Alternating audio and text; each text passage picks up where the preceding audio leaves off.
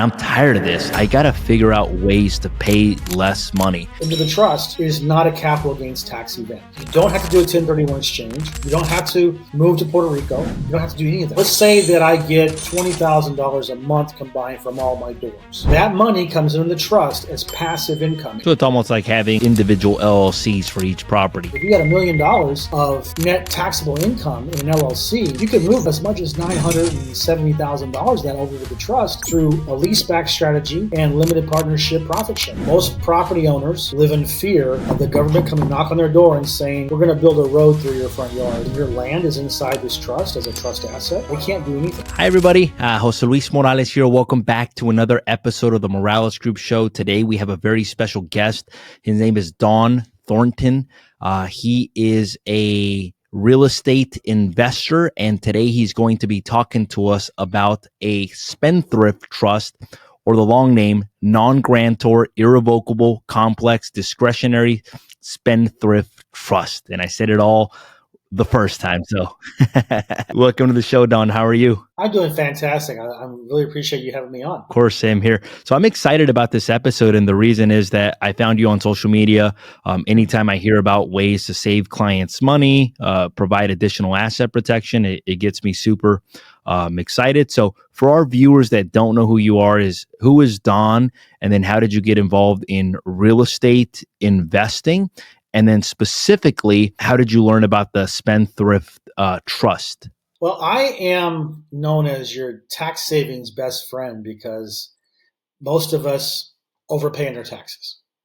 And, I work with professionals whose sole purpose is to help people not pay taxes that they don't have to. That's what I'm doing now. And I came to this because I have made a lot of money in real estate. And I was also writing a lot of big checks to the IRS every year, and I didn't like it. As far as my background, I came into real estate completely unexpectedly. By the end of 2003, I was almost running out of money. I was really getting a little tight. And then I said, okay, something's got to hit real soon. And so in February 17th of 2004, I got my first short sale. I made $13,072.83. I still remember that. A week later, I made $25,000. 2 weeks later, I made $40,000. So I made close to $1 million from February 17th to December 31st. And so I was off and running. And I just realized this. So then you obviously started earning a lot of money doing short sales, and maybe we can do another episode on that because I love for anybody that's been in the real estate market for less than maybe like 8 years, they're not really familiar with the big short sale market. I'm lucky that I was familiar with it because I got into it in 2010 and I got to see that, but I love to have an episode on that. But what I was going to ask you started making money. And then I imagine that the next step was, because it happened to me as well too. There was 1 year where I paid like what I felt was a lot of money at that time. And I was like, man, I'm tired of this. Like, I got to figure out ways to pay less money. So how did you learn about the Spendthrift trust, and what is it, and how and help? I learned about it by sheer chance. Okay. A couple years ago, a wholesaler had approached me and he wanted to work with me with short sales. And so we had a great communication. I thought it was great. And, I thought, okay, so they sent me a bunch of deals, and then he disappeared. And so he came back to me and said, hey, I said, yeah, what happened to you? Where'd you go? He goes, no, man, I got something better. I said, better than short sales? He goes, yeah. He says, come to dinner. Come to Thanksgiving dinner, and I'll tell you all about it. I said, I don't want to go to Thanksgiving. I mean, I just said, no. And he says, look, I'll make prime rib for you. I said, okay, I'll go. I stayed there like 8 hours, and he told me all about it. And I thought to myself, this is fascinating. The reason why I was so attracted to short sales was because, first of all, not many people wanted to do it. There was less competition, but it was you bang for your buck, like I said, because you can generate tons of money. And the best I ever had, I had a couple times where I did 6-figure discounts from the bank. So it was like, wow, I can make so much more money easily with short sales than I can flipping or doing the Burr method or whatever, So I had the same, I got it. When he explained the strategy, I said, I said, I got to have this trust. Let's assume that somebody doesn't know what the trust does or who does it help. So let's just backtrack. If I don't know what this is, what is it? Who does it help? How does it work? Well, the official name of it is called a non-grantor, irrevocable, complex, discretionary spendthrift trust. I'm not going to go into that right now, but every single word has a specific role in allowing the trust to be compliant with a certain part of the U.S. tax code that allows major tax reductions to happen. Okay? So I'm just going to talk to you right now about who this benefits. There's 4 main benefits for this trust. The first one is any passive income that comes into the trust is not a taxable event for this trust. Okay? So what does that mean? If I'm a real estate investor and I own a multifamily, and let's say I have 40 doors, that means that the trust building, if I'm an investor and I sell it to the trust, I'm the trustee, so I still control everything. So that all my tenants are now paying me rent, paying my trust rent. So let's say that I get $20,000 a month combined from all my doors. That money comes into the trust as passive income, as rental income. Therefore, that is not going to be a taxable event for this trust. Number one. Commercial realty, any leases that come in, lease income is also passive income. Royalties, book royalties, film royalties, song royalties, anything that has to do with royalties, oil and gas, things like that. Royalties are also passive income, not taxable income for this trust. And then limited partnership profit sharing, that's also not a taxable event. So imagine now, investment income. If you have a Charles Schwab account, Fidelity, you got stocks and bonds, you have anything, you have passive investments, that money comes back into the trust, again, not taxable. So you can imagine who out there fits those descriptions of who. So right there, those people could benefit from it. The second big advantage we have from a tax point of view is that when you have an asset that is inside the trust owns it. Apartment building, rental property, it could be cryptocurrency, it could be whatever, anything of value that when you sell it would trigger a capital gains tax event. If the trust sells it, that money comes back into the trust. It is not a capital gains tax event. So you don't have to do a 1031 exchange. You don't have to do a deferred sales trust. You don't have to do a Delaware statutory trust. You don't have to take accelerated depreciation, for real estate, right? You don't have to move to Puerto Rico for 6 months out of the year. You don't have to drop everything into an opportunity zone. You don't have to do any of that because all those have to do with deferring the capital gains. This one is not deferred. It's so. And then the benefit is the trust can work with a business, an LLC, an S corp, and by working together, the businesses can move a substantial amount of their taxable income over to the trust as expenses. Okay, I'll get into that a little bit later, but all we're doing, the trust can add 2 additional expenses and by doing so, large amounts of their taxable income can be paid to the trust and as passive income, and so they can substantially reduce their taxes that way. And then finally, because it is a spendthrift trust, that means that any assets that are sold into the trust are locked down as tight as you can get in this country. I'll give you a couple examples. Most property owners live in fear of the government coming knock on their door and saying, we're going to build a road through your front yard, so you're going to have to take our price or we're going to sue you for eminent domain, you're going to lose everything. And so people just buckle under. If your land is inside this trust as a trust asset, they can't do anything. They cannot force you to move. That's number one.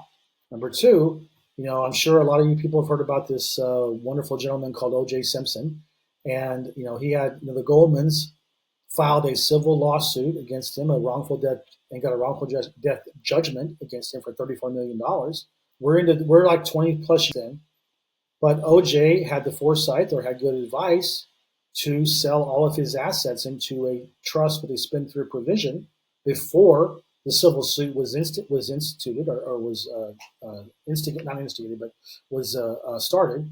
And then they haven't cracked his trust yet. So that just gives you an idea of what. So those are the four benefits this trust gives you. Are you able to use the income, like, to live in it? Like, let's say that I sell a property and I don't want to reinvest, so I don't want to do a 1031 exchange. I just want to cash out. I have the option of obviously cashing out on my investment, paying the capital gains. That way I can use the money. Can I still use the money to live, or how does that portion of it work? The trust is not like a corporation or an LLC in the sense that you have more leeway as far as what is a trust expense as opposed to what a write-off is. Okay, so first of all, any asset that you sell into the trust, whether that be personal or business, the trust is now obligated to maintain and pay for those assets. So if I sell a car into the trust, that means the trust, as trustee, gas. I'm paying for the gas. I'm paying for, if you go to AutoZone to change out a filter. If it needs oil change, go to Jiffy Lube. Everything's paid for. Okay. So the house, if our primary residence, a trust asset, that means the trust pays for everything. The mortgage, the insurance, your landscaping, plumber comes and does something. Whatever it has to do with that asset, the trust pays for that. So that alone relieves you from having to pay as much money as you would for expenses that are normally considered personal, because now they're a trust expense, not yours. So I know that when I started doing this, I was able to significantly lower the salary I was paying myself from my escort, because so much of what I was using my salary for to pay for our personal expenses for the assets that we had are now on the trust. So the trust pays those. Okay. So for minor children, for example, trust pays for everything: food, clothes, education. Are there rules of thumb as to what is considered an expense and what isn't considered an expense? Like, if it's used for X, then it's considered an expense. We use 4 F's. Okay. Food, fashion, fun, and facelift. Oh, by the way, medical is also a trust expense. I forgot to say that. Health and medical wellness, all trust expense. We already talked about food, fashion, and fun a little bit, with vacation and clothes. Those are not trust expenses. Those are not trust expenses. Okay. So facelift too. Elective surgery is not going to be covered. It's not a trust expense, but the trust pays for insurance, pays for if anything happens health-wise, trust pays for it. So that any like acupuncture, any kind of medical procedures, whether it can be traditional or not, those are trust expenses. What's the negative with the trust? Because I mean, obviously, I'm listening to all this, and it all sounds like great. Is there any downfalls to this? There can be, and it's been what your agenda is. However much you want to show is how much you're going to pay taxes on as a salary. So you wouldn't be able to get an equity line of credit, basically, because the assets are owned by the trust. In other words, no, you can get no. Listen, you can get financing on an asset if the asset can offer collateral. Sure, you can do that. And if you don't pay your bill, you don't pay your payment, they can foreclose. It's used as a collateral for a loan. Mm-hmm. But the difference is that they can't the trust to get to other assets. They can go after that particular asset, but that's it. So it's almost like having individual LLCs for each property because they can't go after the other ones. Right, but the only difference is that any attorney worth his or her salt crack most LLCs eventually. They want to. Whereas they're not going to crack this one. So originally you said that each word in the actual name had some sort of meaning, like the non-grantor, and then the irrevocable complex, and then discretionary. Can you break that down a little bit? And that's just... So it's a non-grantor trust, which means that you as trustee are not you're not the one opening the trust up. If you did, the IRS would consider this to be a grantor trust, which is basically alter ego between you and the trust. They would see no difference to it. So there would be no tax advantages from that point of view. So the way we do this is that somebody else that you choose actually officially creates the trust. They use that person's social security number to get the trustee EIN number, and then after that they make the initial trustee, and then they resign. Okay, so then they're not involved anymore. You're the trustee. You have all the power. So that's one thing. It has to be a non-grantor trust. That's how we do this. Secondly, it is an irrevocable trust. And that does not mean that the trust can never be altered or you can't make changes. People tend to have that erroneous belief about that. It's not true.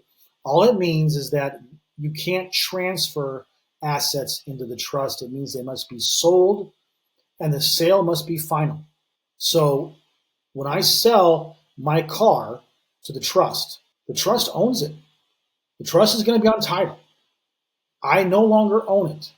That's why it's irrevocable. Okay. Now we sell that at a paid for it. It's called a cost basis because we don't want to trigger a capital gains tax event by selling our assets to the trust for a profit. So that's how we do that. It's a complex trust. It's a non-grantor irrevocable complex trust. That means that the trust governing instrument, the trust itself, does not require to distribute any money to the beneficiaries. It doesn't say you can. That's very important because most trusts, especially simple trusts, like a trust, for example, or living trust, those are called simple trusts, which means that if there is any income, it's not going to stay in the trust. It's going to always flow down to the beneficiaries. Okay, it's designed to be kind of a pass-through situation. This trust is not. The money is allocated to the corpus of the trust, to the trust itself. So the money comes in the trust bank account. It stays there. Now, listen, going back to my son, if he said, Pop, listen, I need $20,000 and I don't want to tell you why. And I said, well, let's just pay for it. No, I don't want that. It's okay, fine. So I cut him a check. The trust cuts him a check for $20,000. The trust does not pay taxes on that, but he will. That's a taxable event for him. So most important thing to understand here is that the trust is not required to distribute to the beneficiaries. It is a discretionary trust. That means that the trustee has 100% discretion or power in the trust to do whatever needs to be done to add beneficiaries, remove beneficiaries, make all decisions for the trust. And that's important. And I'll get into that in a second. But the final one is it's a spendthrift trust, and that's where the asset protection comes in. That's when I spoke previously about O.J. Simpson, about eminent domain, because that provision means that unless they can prove that you have done criminal activity or you illegally sold your assets into the trust to avoid a lawsuit, which is called fraudulent conveyance, then it cannot be sued. I mean, it can be sued, but it's not going to go anywhere. The judge will toss it immediately once it comes to attention that whatever asset they're going after is in a spendthrift trust. So that's what this means. What happens at the time of your passing, like with the trust? Like obviously, if I had, and I don't even know the name of it, like a living trust, at the time of passing away, my kids get what's called the step up in basis, and then they can sell the properties if they want to. How is this different than that as it relates to estate taxes, inheritance tax, step ups in basis, etc.? It's different in a few ways. It's similar in other ways. First of all, in my trust, I have 4 beneficiaries. I have my 2 adult children, my wife, and my grandson. My wife also has a designation called successor trustee. So if something happens to me, if I get incapacitated or I pass away, then she becomes the trustee. Now we have a stipulation in our trust book that if she and I go together, hopefully not, but if we do, then my daughter will become the successor trustee and she will continue. All of the wealth, all of the assets, everything that we've worked our entire lives to attain, that we want to our kids and our grandkids, that's all inside our trust, and we want to keep it inside the trust. So what's going to happen when we go? All that's going to happen is that my daughter is going to take over as trustee, but the money coming in the trust is still coming in from our assets, right? And she's just going to continue doing right now. So there's no inheritance, no taxes, nothing like that at all. And then if she wanted to sell some of the assets, can she? She Sure. could. She's a trustee. Yes. She can do whatever. Okay. Yes. Do people get creative with the spendthrift trust? Meaning, like, I read something about like people using it for like divorce settlements or Yeah, I mean, it's the ultimate prenuptial agreement. So, my wife and I have already decided this. My son, when he gets before he gets married, my trust, and then we can something from our trust into his trust, whatever we want him to have. But when that happens, before he gets married, they get divorced. She ain't getting anything because she'll be the trustee, but it's not communal property, the trust, so she won't have anything. So you could do that theoretically.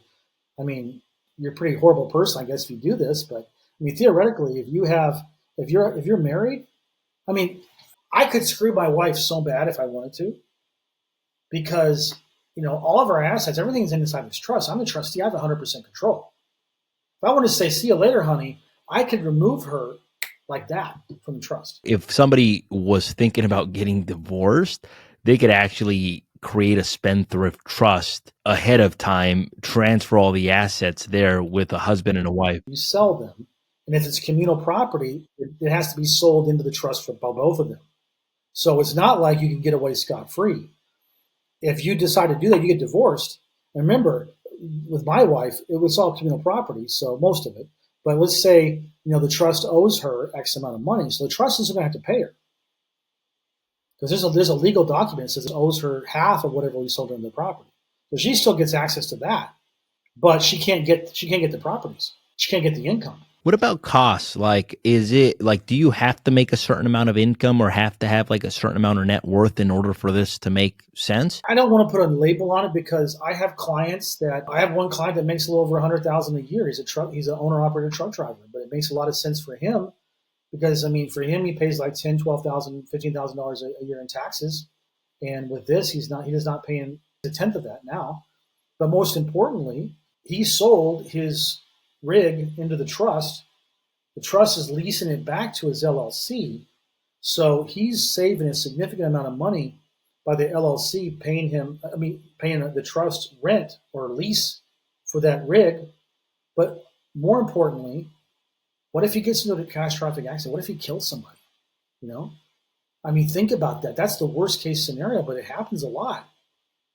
If he doesn't have a trust, they're coming in and getting everything. They're going to get the insurance. They're going to come after him, come after his trust. But with trust, because he's going to sell, he sold all of this into the trust, including the rig. They're untouchable now. All anyone can do is go after his insurance. That's it. He's protected. His family's protected. His business is protected. So for him, even though maybe the tax savings didn't make as much sense, on its own, but adding that kind of asset protection made a lot of sense. Can you give us a couple of examples of different situations that business owners would benefit from this? Okay, well, that was one right there. I'll give you one with the real estate. Most agents, they're paid a commission that's tied to their Social Security number. What they can do is the same thing. The commissions are paid to them.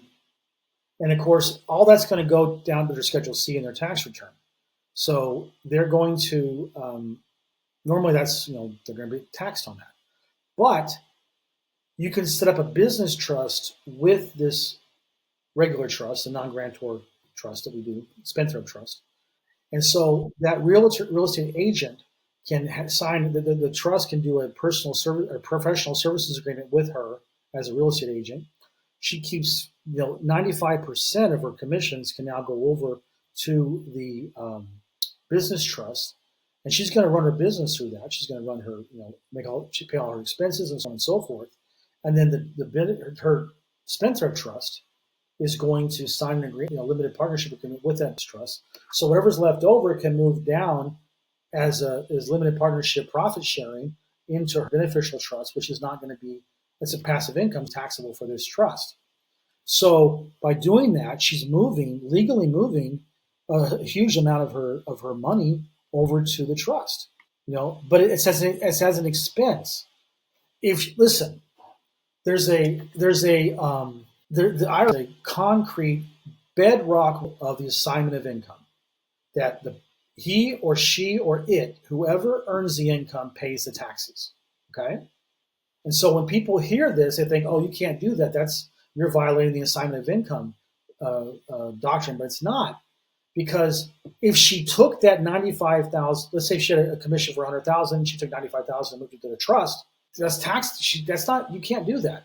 Be taxed. Okay.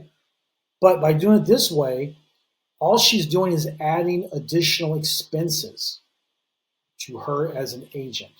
A business can pay expenses, right? There's nothing wrong with that. People, you can sell, a business can sell its assets into the trust, and the trust can lease those back. And the IRS will allow up to 70% of the business's net income to be used as a taxable, for a lease payment, right? I mean, it varies, it goes up and down, it depends on your cash flow and so forth, but just in general, but that's the most you can get. So, businesses do leaseback strategies all the time. That's all we're doing. We're just adding additional expenses to a business that the business pays to the trust, but in a way that it's passive income for the trust. You see how that works? Okay. So that's what I'm saying is that's one example. So another example, let's say that someone, a 1099 employee, let's say that does really well, or he or she does really well, makes $400,000 or $500,000 a year, and it's not salary, it's not W-2, but it's 1099.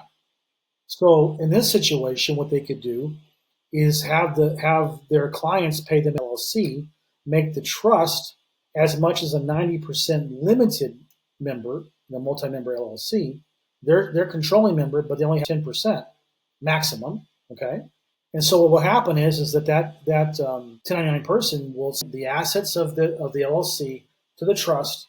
The trust leases them back to the LLC, and then after the lease payments are paid by the trust, the LLC's income is going to go down drastically. But even whatever is left, up to 90% of that can go over to the trust as limited partnership profit sharing. So theoretically, if you had $1 million of net taxable income in an LLC, you could move as much as $970,000 of that over to the trust through a leaseback strategy and limited partnership profit sharing. I love it. That's awesome. Yeah.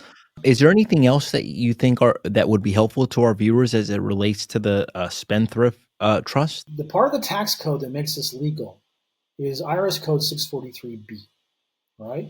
And so as someone that files taxes, my trust files taxes, I know how this works. And we have a network of accountants and doing 1041 tax returns for clients who have this specific trust. The most senior has done this for 33 years. And he's done tens of thousands of trust tax returns in his career. Not one time has it ever been audited. Not once. Okay. When the trust was copyrighted in 2001, I believe, the IRS came and asked for a copy of the trust for them to examine. So they came to the office, the law firm's office, and of course, they came back, I don't know, a few weeks later, and the agent said, yeah, you're good. And he left an opinion letter that said, yeah, this is 100% legal. 50 plus years this has been out there.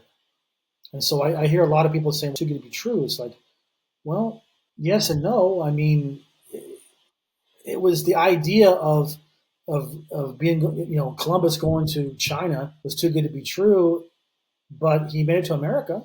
I mean, it's just because you don't have the knowledge doesn't mean it's too good to be true. Obviously, knowledge is there, the experience is there, and this is this part of the tax code has been there since it was first passed in the early 1900s. So they put it there. If it's there, you can use it. You actually help clients set this up, right? So if somebody wanted to get in contact with you to be able to set this up, or maybe somebody had a couple of questions about this, what would be the best way for them to do that? I would say send me a text. My number is 407-902-7827. Send me a text and say, I want more information about the trust. I'd be glad to send it to you. They could also follow you on social media, right?